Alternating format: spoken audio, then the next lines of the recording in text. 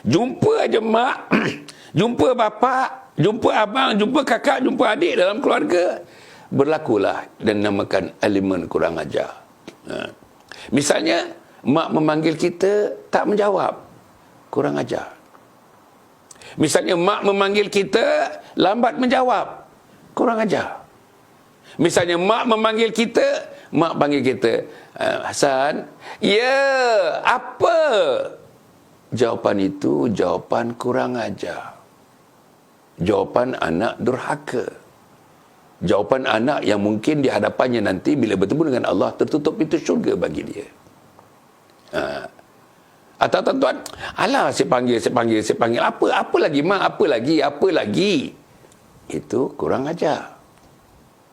Itu baru bahasa, tuan-tuan, itu baru bahasa. Kan tadi dah pergi, nak pergi lagi ke?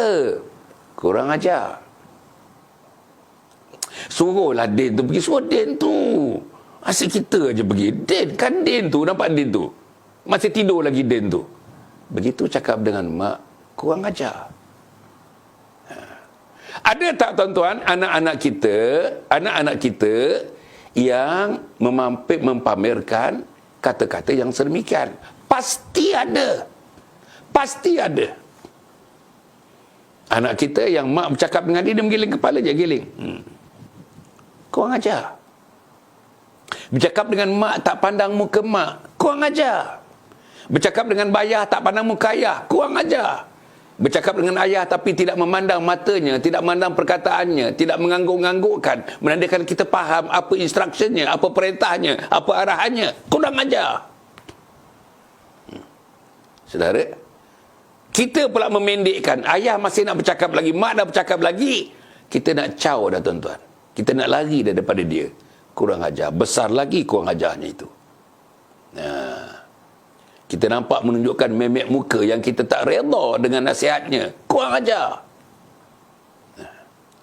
Inilah yang berlaku hari-hari dalam hidup kita, tuan-tuan dan puan. Dan saya nak menyebutkan tuan-tuan, tentang kurang ajar ni, anak-anak yang kurang ajar ni, tuan-tuan dan puan, dia ada 3 kategori. 3 jenis. Pertama, tuan-tuan dan puan, kurang ajar dari segi perkataan. Macam saya sebutkan tadi. Kurang ajar dari segi perkataan. Satu hari berapa perkataan. Kita bercakap, tak nak bercakap dengan mak pun kurang ajar. Tak nak lapor kepada mak pun kurang ajar. Tak nak duduk sebelah mak dan bercerita dengan mak pun kurang ajar. Tuan-tuan dan puan, Jadi, yang pertama, kurang ajar dari segi perkataan, tutur bahasa. Yang kedua, dari segi perbuatan. Perkataan, perbuatan, dan yang ketiga ialah dalam hati, bisikan hati, lintasan hati.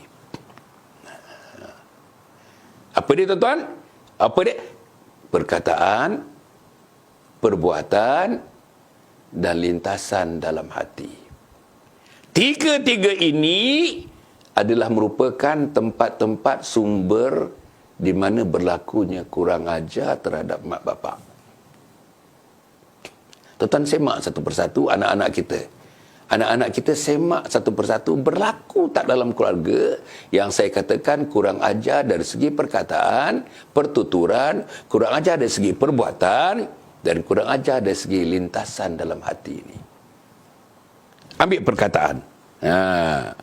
Perkataan tuan-tuan dan puan, kita menuturkan perkataan, pilihan-pilihan katanya tak sesuai dengan mak bapak. Alah, malaslah. Kurang ajar. Mak tak kerti, mak diam je lah. Kurang ajar. Mak tak tahu kan, mak tak tahu apa mak sibuk-sibuk. Apa mak sibuk-sibuk? Kurang ajar. Kurang ajar. Saudara, hal ni mak tak payah masuk campur lah. Mak tak payah masuk campur lah. Kurang ajar. Mak asyik nak memenangkan kakak aja. Kurang ajar. Itu bahasanya tuan-tuan. Itu bahasanya. Itu perkataan. Itu pilihan perkataan yang tidak sesuai, yang kita tuturkan kepada mak dan ayah kita. Yang bahasa-bahasa itu dilamkan, dikategorikan, tuan-tuan, dimasukkan, digrupkan dalam bahasa-bahasa yang kurang ajar. Nantilah kurang ajar. Besok kan boleh. Kurang ajar. Besok boleh je tu pun tuan-tuan. Boleh je macam mengejek. Besok. Kan besok boleh. Mengejek boleh je tu. Boleh. Ada unsur mengejek. Ada unsur mempermudahkan. Ada unsur mengajuk. Ada unsur tidak redha. Tuan-tuan ya. Itu baru pertuturan bahasa yang hari-hari. Cepat. Cepatlah. Mak tembe lah. Tembe artinya perlahan. Maklumlah, mak dah tua, umur 70, badan besar sikit. Tentulah pergerakannya tuan-tuan lambat sikit. Kita gunakan bahasa apa? Tembe no lah mak ni. Kurang ajar. Tu kasut tu. Terbalik kasut tu. Dah berpuluh tahun pakai kasut pun mak tak reti juga. Kurang ajar tuan-tuan, kurang ajar tuan-tuan, kurang ajar. Ini saya bagi contoh-contoh. Dan tuan-tuan, ambil contoh-contoh ini, tanya kepada anak, tanya kepada diri, berlaku tak dalam rumah kita? Kalau berlaku, kurang ajar tuan-tuan, kurang ajar. Budaya subculture kurang ajar. Ada dalam rumah kita. Berlegar dalam rumah kita. Okey. Nombor 2 dari segi bahasa ni, meninggi the tone of your voice, the tone ni tinggi rendah suara. Kunci kat sana tu, kat dapur tu, kat tepi, kat piring tu lah mak, kat piring tu lah tempat biasa tu. Kurang ajar. Yang pertama, perintahkan mak itu pun dah kurang ajar. Kenapa tak pergi ambil sendiri? Kenapa mesti suruh mak? Itu kurang ajar. Kenapa mesti susahkan mak? Itu kurang ajar. Kan mak ada kerja-kerja yang lain nak buat. Nak sediakan adik nak pergi sekolah, nak basuh baju, nak lipat baju, nak masak, ada yang mendidik, air masih panas lagi, nak buat air. Tapi kita suruh cari kunci pula pada mak. Kurang ajar. Saudara, itu tone suara. Tone suara kita, maknanya nada suara. Tak mau. Alah, tak nak lah. Kau ajar. Is that the way how you tell no to your mother? Kau ajar. Itu tone, itu bahasa suara. Kan? Okey. Tuan-tuan, nombor 3, bahasa-bahasa yang membentak. Mencela, mengumpat, mengkritik, menghina, mengungkit-ungkit. Itu semua kurang ajar.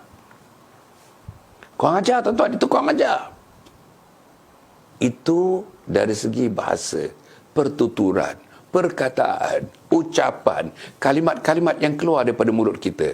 Tiap-tiap satunya itu tuan-tuan, kalau dia mengguris hati ibu bapa tuan-tuan dengar ya.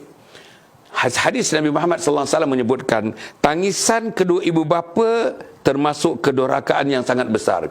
Tangisan ibu bapa oleh kerana perbuatan kita, kerana perkataan kita, kerana tingkah laku kita, kerana tidak hormatnya kita kepada dia, menyebabkan ibu dan ayah menitiskan air mata, itu satu kedurhakaan yang sangat besar di sisi Allah.